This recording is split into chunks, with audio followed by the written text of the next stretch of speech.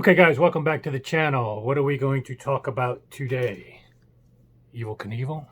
No. Actually, we're going to talk about the tooth fairy, and I'm being serious for a second. Let's think about the tooth fairy in relation to audio. We all believed in the tooth fairy at one time, Santa Claus, Easter Bunny. And what changed that made us not believe in it anymore? Well, it's just our general experience, intuition, knowledge. We gain an understanding of how the world works and what is fantasy versus reality. All of those things that we develop never should stop in our life. Just because we attain adulthood or turn 18, 21, 50 even, we should never stop learning and increasing our knowledge. Knowledge is power. And I find that, look, you can be anything you want in an audiophile. If you just want to buy equipment and listen to music and call yourself an audiophile, perfectly fine. I don't write the rules. But in my experience, I think investing time into understanding the science behind the products, the physics behind sound, to understand all the aspects, the nuances that maybe you don't get trained on innately, is worth it for a few reasons, and I'll give you a few. Well, number one, I know it helped me to be able to decipher from what's snake oil and what's not. It helped me to buy better equipment in that realm, to know what to look for and what could work and not work for me. And it helped me with room treatments, understanding how room treatments work. And as you've seen in my other videos, I did stuff with vibration control and dampening these speakers' resonances. I could never done that my first few years in the hobby because I just didn't understand anything about it. Yeah, I'm chewing gum and doing YouTube at the same time. Anyway, these things can pay off, hugely in case of vibration control. I bought that Townsend audio product, and I was able to recreate a similar product for a lot cheaper to do similar results. I never could have done that without investing time and understanding the physics behind it. Think about it. A company is just a conglomeration or an individual that has knowledge to create a product that others want but don't want to make themselves or can't make themselves. So if you gain that knowledge, you're really no different from a company. You could put a company name on yourself and make these products. And that's what a lot of audiophile companies actually do. They're very fly-by-night, almost one-man shops. So, knowledge is power. And to that end, I thought it might be worthwhile to do a video, at least a little video series, but at least starting off here with what took me from this stage of knowing nothing to getting much more advanced, such that I appreciated the hobby much more. So if that's something that interests you, this video may help you. And I'll start with something that really paid off in spades and was a good building block, and it's understanding the nature of sound. We all think just because we have ears and we can hear that we're all experts, but that's not the case at all. You really have to develop your hearing, and it's not just something you can self-teach in most cases. You can research on your own, but that's a long way of doing it. And to that end, I'll give a shout out to, this book here. This is Critical Listening Skills for Audio Professionals. This is a great book if you want to dive in. Lots of tests. There's an actual CD it comes with, and then you've got different lessons to teach you in detail all kinds of things related to audio and sound and perfecting your hearing and things that will pay off for you. So anytime somebody can do a better job than I can, we're going to give them a shout out. But let me give you a Cliff Notes version and a basics in this first video that, for those that don't want to get involved with that, I understand it's a pain in the ass. So just here's some of the key things to understand about the nature of sound, because I think it's made up of 3 key aspects, and 2 of which are overlooked. So let's get the first one, though, out of the way that everybody knows about. Frequency, okay? Frequency is pretty straightforward. You play a tone, it matches up with a certain hertz, and, you get to, over time, understand that. And maybe you don't get precisely, you can never calibrate yourself to precisely be able to pick out hertz as good as a microphone or something, but you can get pretty good at it. And actually that book is really good at helping train you, as well as various other DVDs in helping you. And it's more than just a novelty of saying, oh, that's a 120 hertz hum or a mid-bass hump in your speakers. It helps you if you're doing room correction, EQ. A lot of people screw up EQ because they don't know what they're doing, and part of it is they don't know what to maneuver and change. So understanding frequencies, although it's pretty basic and everybody's done frequency sweeps and kind of knows that, it is worthwhile to invest in the first aspect of sound, frequency, and get a little better with your understanding of being able to recognize different frequencies. But more importantly, I think are two other aspects that are overlooked. Not that they're more important, but I think it's more important to focus on in this video because they're overlooked.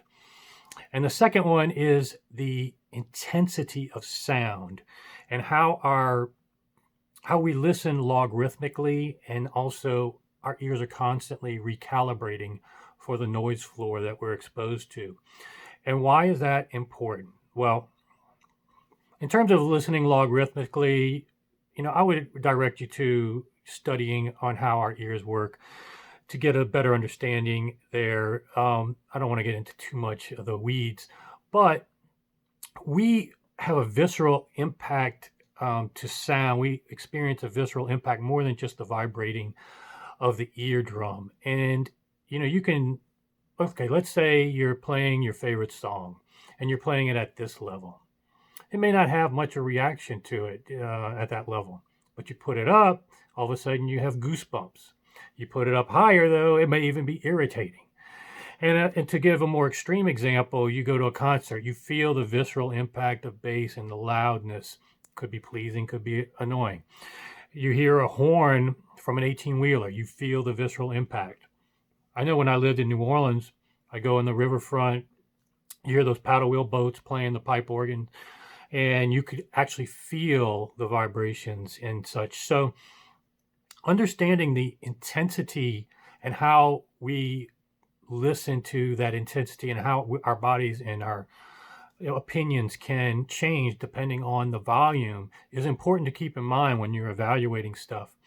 One of my pet peeves is these reviewers. Well, even more so, let me talk about the second aspect of intensity, which is we're constantly recalibrating our ears for a noise floor on top of the logarithmic hearing of intensity that we have. So for example, if you are in your car and you're not driving, you can listen to the radio at this level and hear it just fine. When you have road noise, all of a sudden you have to turn it up. And if you go to a concert for 2 hours, come back in your car and it's at this volume, now it's no longer even audible then. Your ears have been ringing and you're used to something higher. You need to turn it up even more. So our ears are constantly calibrating for the noise floor and other things in our environment. And even though that's a very extreme example, think about it in your listening room. You will have noise floor differences, even by the few minutes. For example, your air conditioning can kick on and off. So it's summertime right now and my air conditioning kicks on. I can measure maybe a 10 to 20 dB difference in the noise floor in my room. That's significant. That can make you want to increase the volume on your stereo to get the same visceral impact and appreciation, because again, we're constantly calibrating for what we're hearing. And that gives me a pet peeve, going back to what I was saying about reviewers. My pet peeve is these reviewers that say, oh, I had this piece of equipment 2 years ago and it doesn't sound, this one here is much better in this area. A difference of 2 years or 2 months or even 2 weeks is too much to keep all the variables the same with the calibration of your ears. You could just be in a different mood for the music and experience it differently. So I don't want to get too far off on tangents, but focusing on the intensity of music and sound and how our body reacts to it is important to keep in mind just as much as just the frequency. And then the third aspect that is even more complex, but it piggybacks off the other two, because difference in frequency and also the intensity of music will change harmonics, and it'll change overtones and pitch. And these are all, again, a lot more complex than I can go through in a brief video. So I encourage you to research and understand better what harmonics, pitch, we can hear, I think, something like 1,400 different pitches. And these are the things that help us differentiate one instrument from another, a male voice from a female voice. Even within a given instrument, what notes are being played, very slight changes. Let's say you have an electric guitar. The strings itself don't make that much noise vibrating, but the pickup and all that amplifies it. It's not that much dissimilar. It's not a perfect analogy from your stereo system when you have vibrations being picked up by let's say a turntable, amplified and put out through a speaker.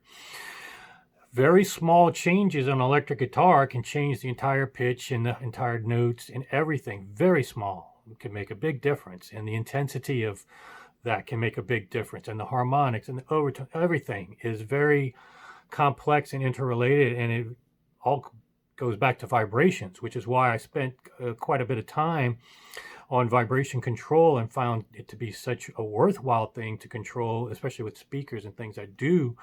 Their primary purpose is creating precise vibrations to give an accurate reproduction of the harmonics, the tone, the timbre of what it's trying to create. If you input extraneous vibrations into something that's trying to create precise vibrations to communicate this tone, timbre, everything, then you're making the job harder.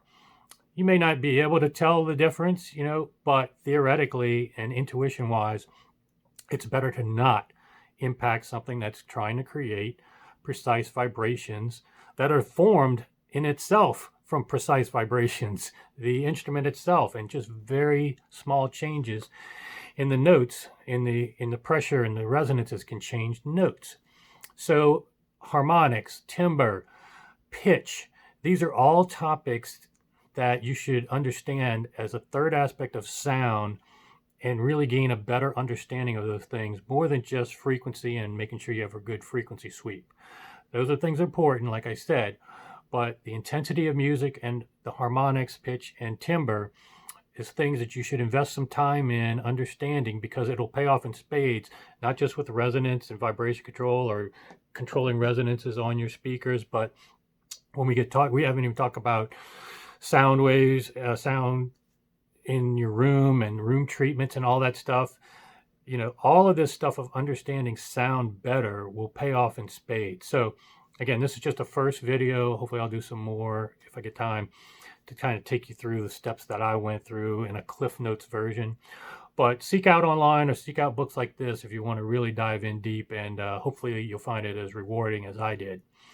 If you like the video, subscribe, sign up for notifications, and we will see you soon.